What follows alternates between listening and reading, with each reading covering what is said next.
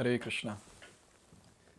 So Krishna in the previous shloka, he made a very, very strong point. He said that even if my devotee falls down, commits some abominable activities accidentally, even then such a person should be mantavya. I order that such a person still should be considered as a sadhu, a devotee. Now the question is, how come? A person who is doing abominable activities, why should he be considered still a devotee? Why? And Krishna is answering this question in shloka number 31.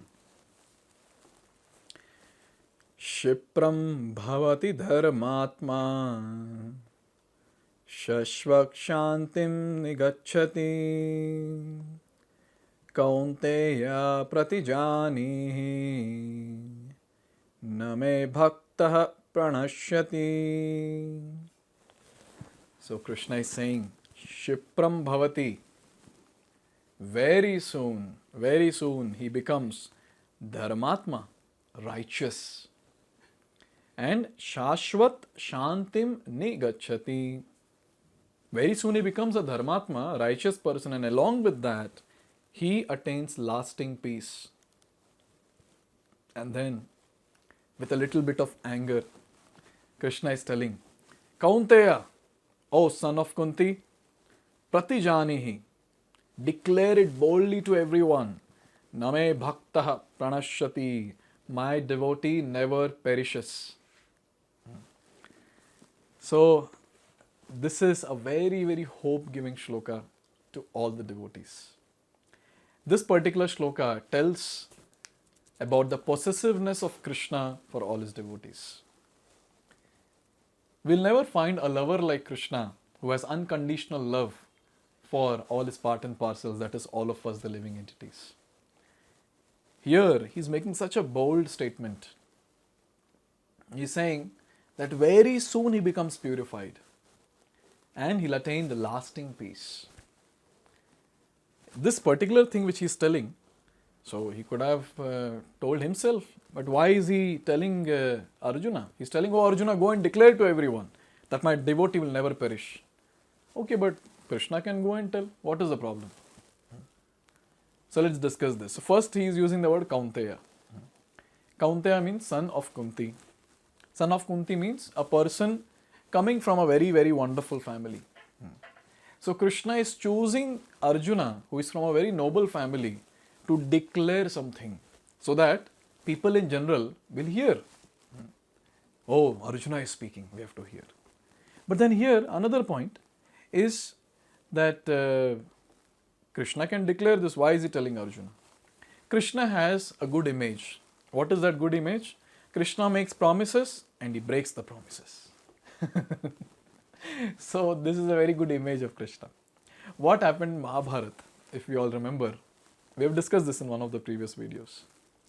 Bhishma took a vow that tomorrow I'll kill Arjun or I'll make Krishna lift the weapon and break his own promise. Now, for the information of everyone, Bhishma is one of the great devotees of Krishna. And he was there on the battlefield to give pleasure to Krishna by fighting in Virya Rasa.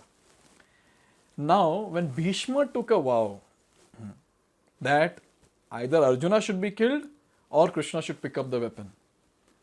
And next day, Bhishma was just fighting like anything with Arjuna. It was almost like Arjuna will get defeated. It is described that throughout the battle of this Kurukshetra, Arjuna was fully safe under the protection of Krishna. In fact, the description goes on to say that not even a drop of sweat came from the body of Arjuna. Forget about blood. But not even a drop of sweat came from the body of Arjuna. But this particular day when Bhishma was shooting arrows after arrows after arrows and Arjuna was trying to counteract all of them. So at that time, Arjuna was getting tired. And there was some probability of a drop of sweat coming from his face. And at that time, Krishna became extremely alert. Now this personality, Arjuna, is a devotee of Krishna. That personality, Bhishma, he is also a devotee of Krishna. What is Krishna supposed to do now? Because Bhishma has taken a vow that he will kill Arjuna. Now Krishna cannot allow Arjuna to be killed because he is a devotee. And then Bhishma has taken another vow saying, or Krishna has to pick up the weapon. But Krishna has taken a vow that, oh Arjun, when Arjun was choosing Krishna instead of his Narayani Sena, so Krishna took a vow that I will not lift a single weapon on the battle. Now the question is, will Krishna allow Arjun to die? Or will Krishna pick up the weapon and break his own promise? And here it's a very, very known fact that Krishna broke his own promise to keep the promise of Bhishma intact.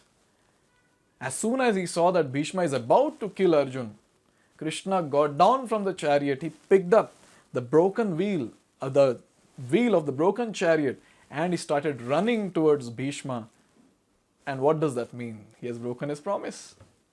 So in this way, Krishna goes to any extent to keep the promise of his devotee intact, but he is ready to break his own promise.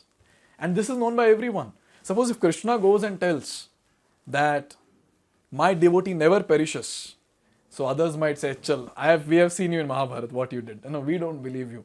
So Krishna is telling Arjuna, Arjuna, you go and tell everyone that my devotee never perishes. And Arjuna is a pure devotee. Whatever Arjuna says, Krishna has to make sure that his promise remains intact. How much circus Krishna is doing in Bhagavad-gita? Just to make sure that firstly we have full faith in him, and at the same time he follows what he has told very, very clearly.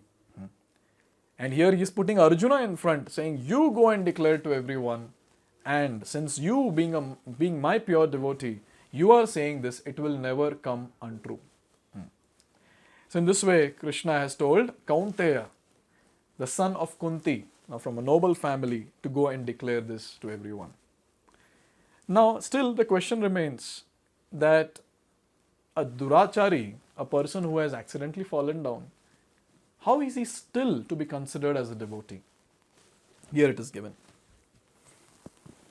Generally, a devotee who is engaged in the 9 kinds of devotional activities is engaged in the process of cleansing all material contamination from the heart. He puts the Supreme Personality of Godhead within his heart, and all sinful contaminations are naturally washed away. Continuous thinking of Supreme Lord makes him pure by nature.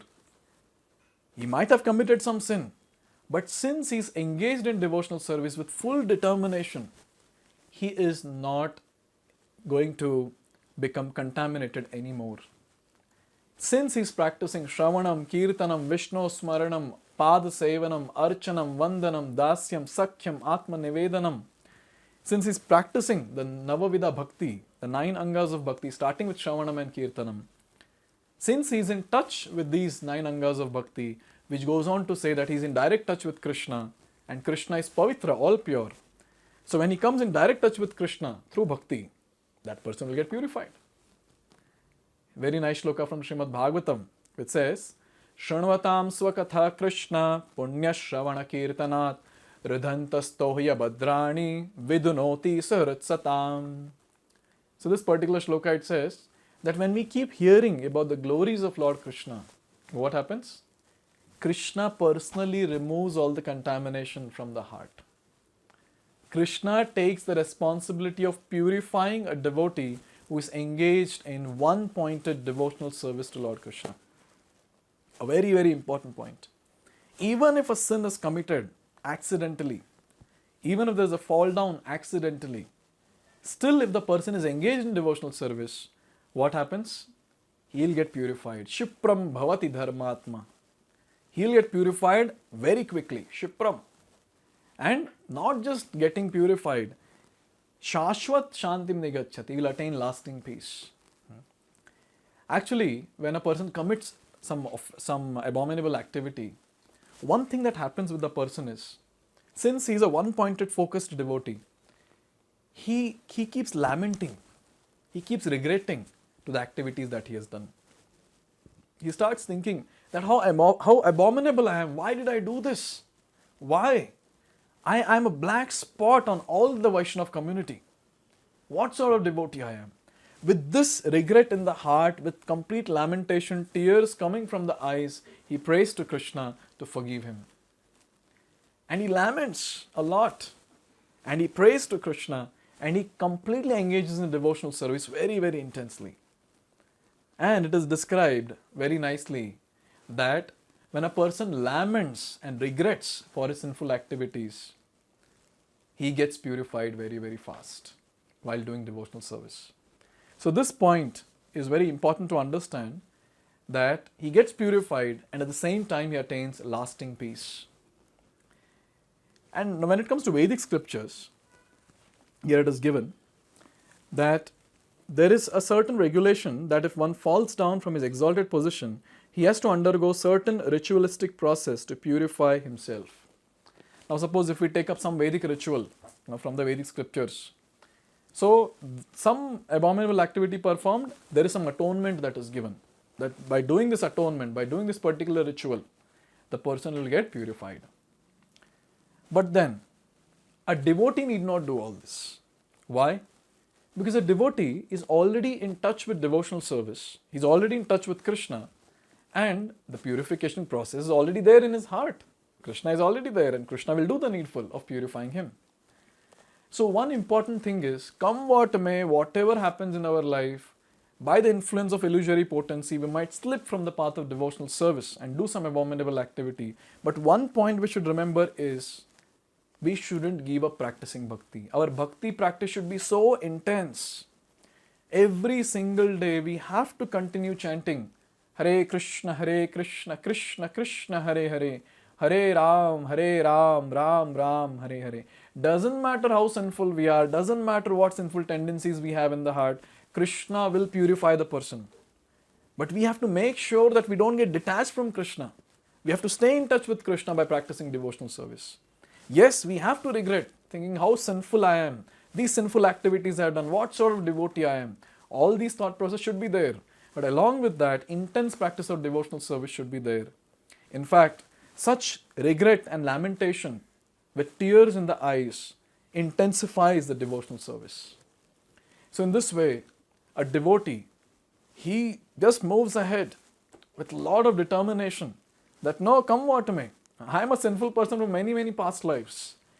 Now, in this life, I've got the opportunity, and by those sinful tendencies, again I've committed something, but no, I'm not going to leave Krishna this time. I'll remain in touch with Krishna. And the best part is, Krishna is the most merciful personality. Guru is the most merciful personality. Guru and Krishna, they will do the miracle in the life of a devotee. They will change, they will transform the heart of a devotee, and they'll make sure that he gets purified and goes back home, back to Godhead, this very lifetime. So in this way, it is very nicely given here in this particular shloka, that even if a devotee falls down, if he is engaged in one pointed devotional service without getting deviated to any other personality apart from Krishna, without getting deviated to any other path apart from bhakti yoga, the person will get purified very, very, very fast.